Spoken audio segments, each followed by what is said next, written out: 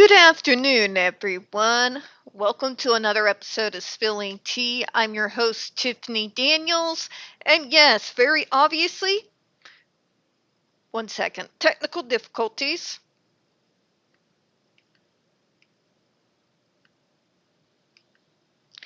We are back to our Social Security / Supplemental Security Income series.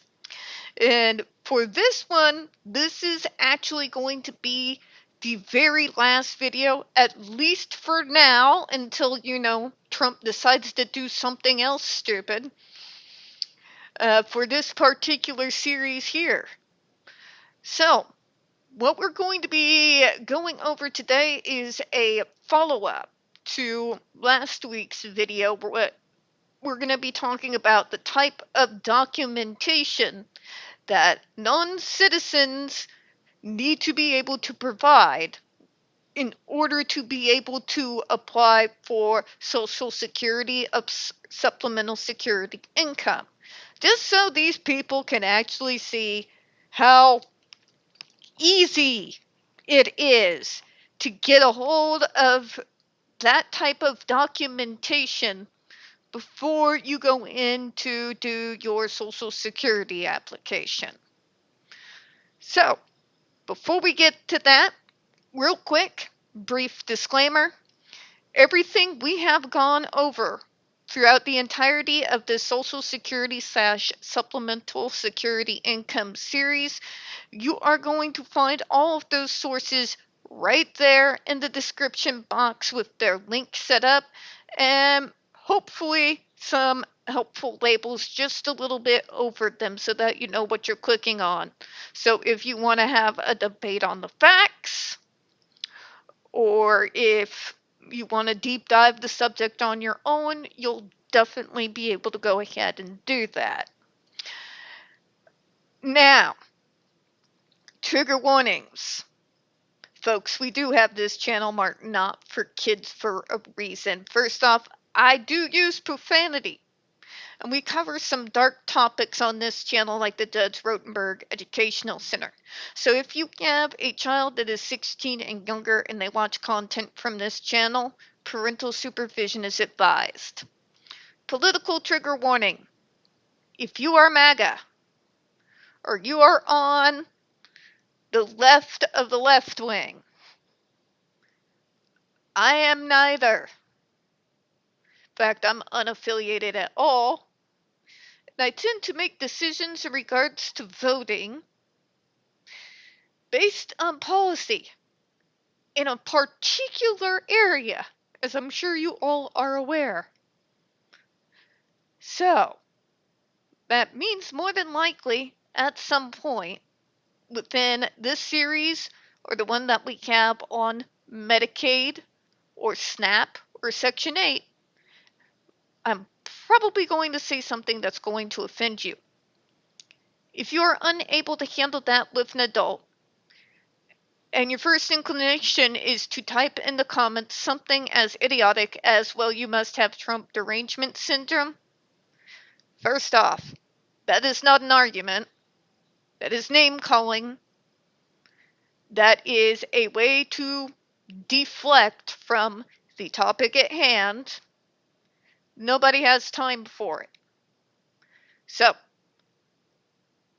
if you cannot do a fair and civil debate on the facts in my comment section, then you don't need to be in my comment section. Your comment will be removed and you will be blocked. Any comments on any of my videos that I'm doing on this particular different types of series here? But why doesn't your family help type of commentary? First off, not your family, not your business. Not everybody's family situation is the same. Some folks are alone in this world. Their family may have passed away. You want to dredge up a complete stranger's pain because you're mad that you have to pay a little bit of taxes to, just like everybody else? Seriously? Anybody who sits there, but you're getting a free ride, freeloading. Oh, what a great free ride. Living beneath the poverty line, wondering if there's ever going to come a moment where, if you've never lived that life, please shut your mouth. You have no idea what you're talking about. Individuals who do have to live that way are hardly dining on caviar every night.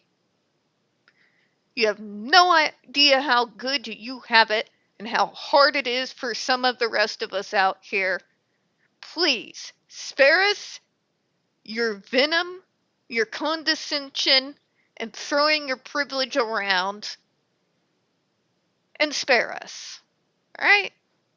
Nobody has time. This will be your only warning. I won't take condescension from my own family members. I'm certainly not going to take it from strangers who want to take out their frustrations over their own life online on complete strangers. Just saying. All right, now to the topic. Citizenship or non-citizenship status record. If you are a citizen, very obviously we've gone over that. If you are a non-citizen, a current immigration document, for example, an I-551, which is a permanent resident card, or an I-94 arrival departure record. Now, of course, you have proof of income and resources, living arrangements, all of that. But I wanted to focus in particular on the ID verification. Because it's just like when you have to replace your birth certificate, which I've had to do before. It's kind of an insane pain in the neck. There we go. Okay. I had to get this from Google search. Excuse me. Sorry about that. Sometimes my computer is weird. All right. So I pulled that up because sometimes you got to get things from very specific offices. It's not just something you can just pull out of a Social Security office and get it filled out, or something that they have like right there for you to fill out. So we're going to go over that here real quick. For a permanent resident card, which is the I-551, also known as a green card or a temporary I-551 stamp, you would typically obtain these documents from the U.S. Citizenship and Immigration Services, also known as USCIS. For the I-94 arrival departure record, it is usually issued upon arrival in the U.S. or can be obtained online.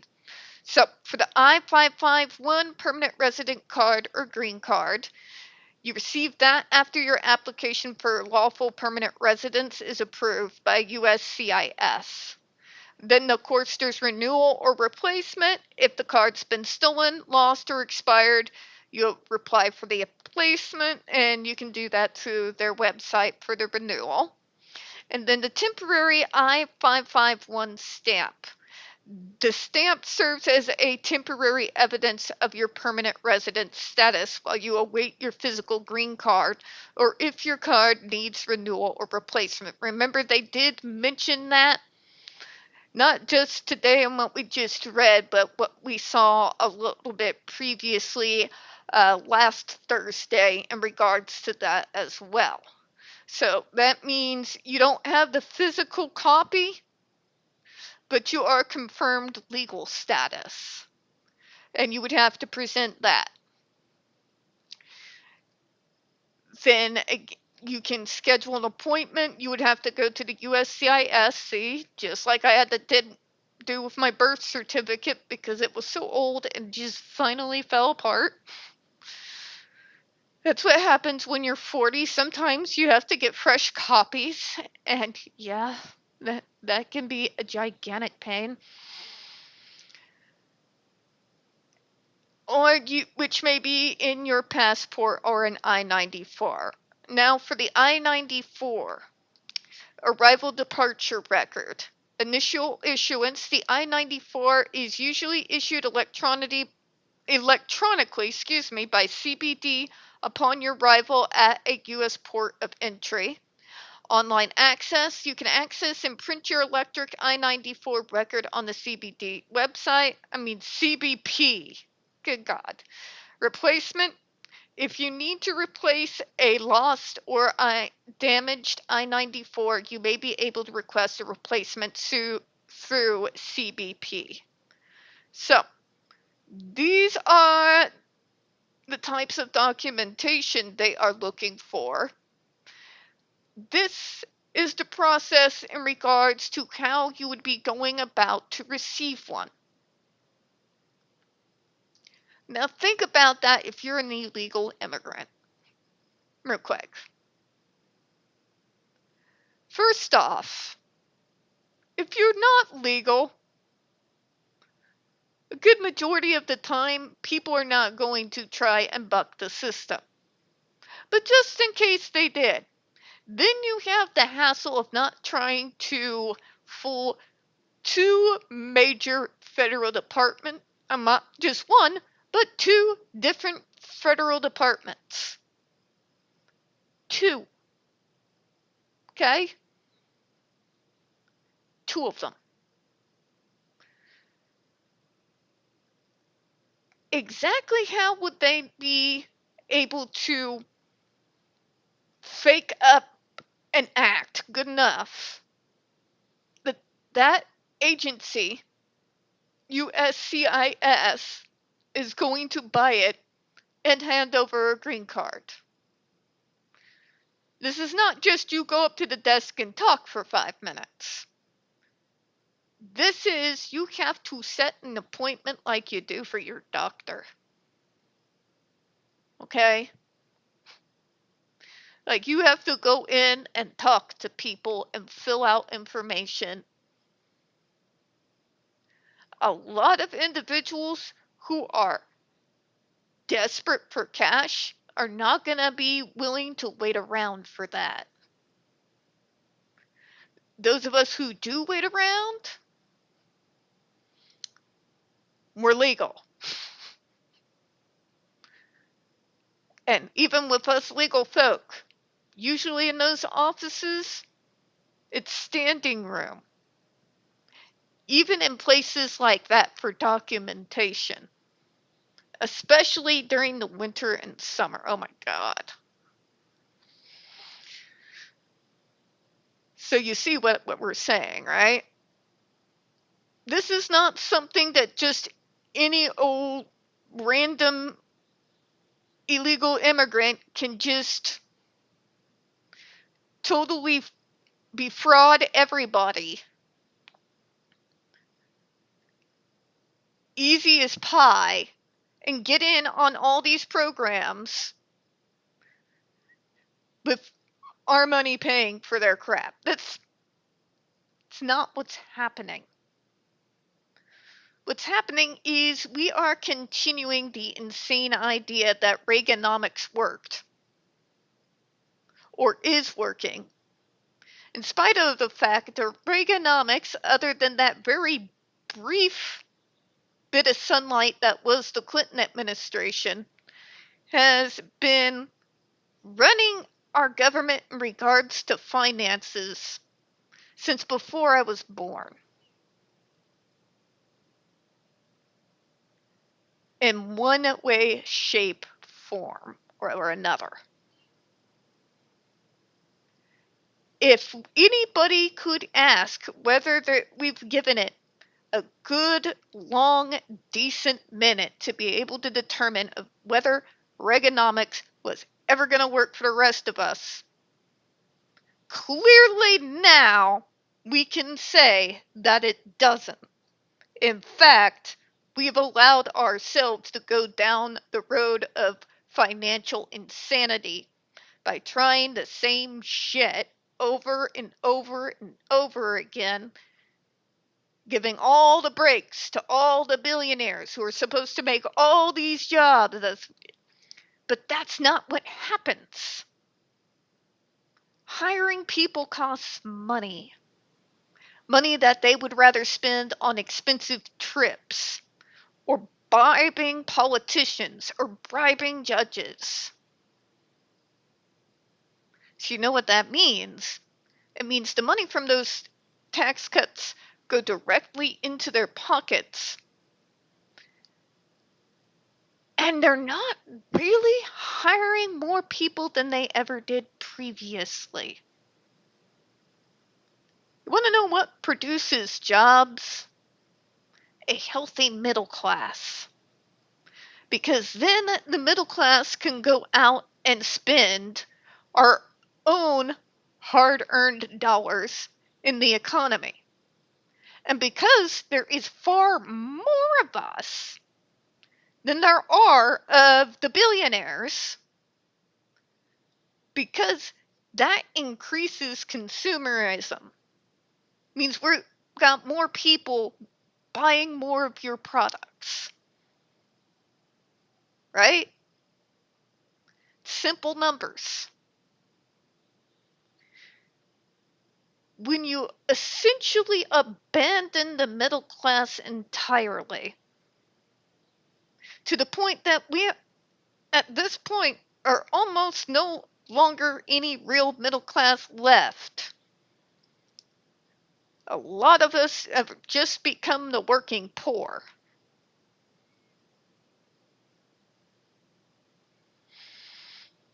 Yeah,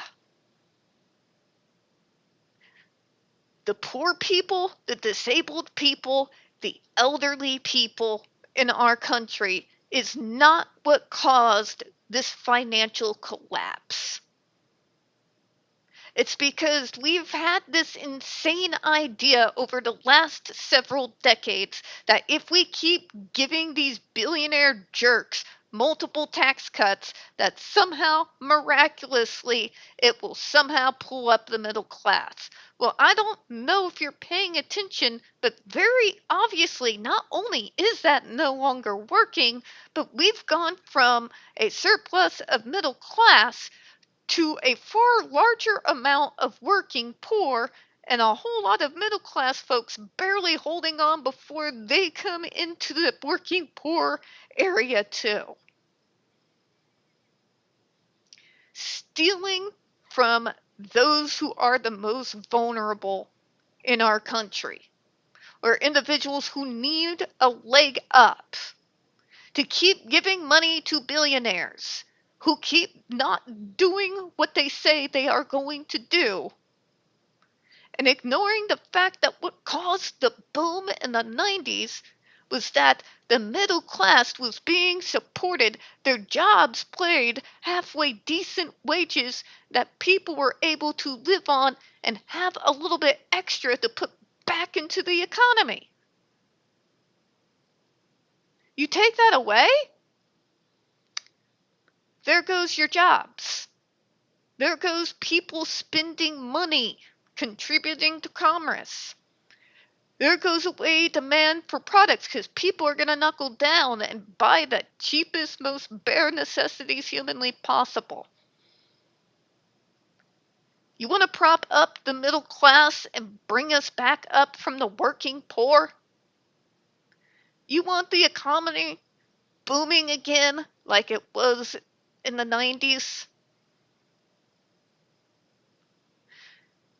You want that idea back where the idea of sending your kid to college was just normal, like it used to be, instead of a token wish? Then we already know what to do.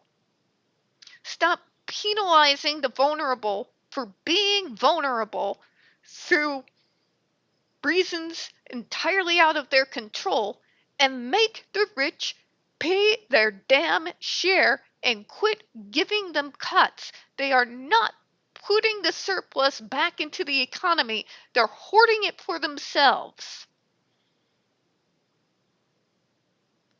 Middle class, when we are doing well, when we are supported, we spend money more readily than billionaires. And by large, when you have a healthy economy, It's always when you have a healthy middle class. Because we buy more.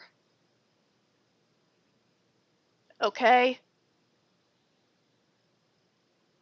Because that's what individuals do when they're not having to literally count every single dime to survive.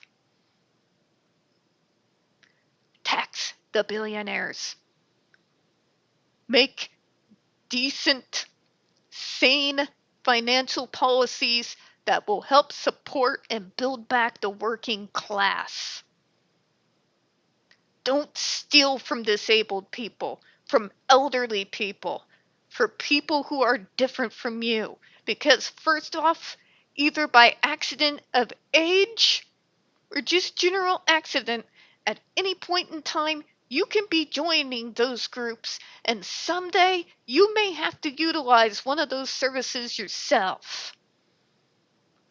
Only if we continue down the road we are, it may not be there for you.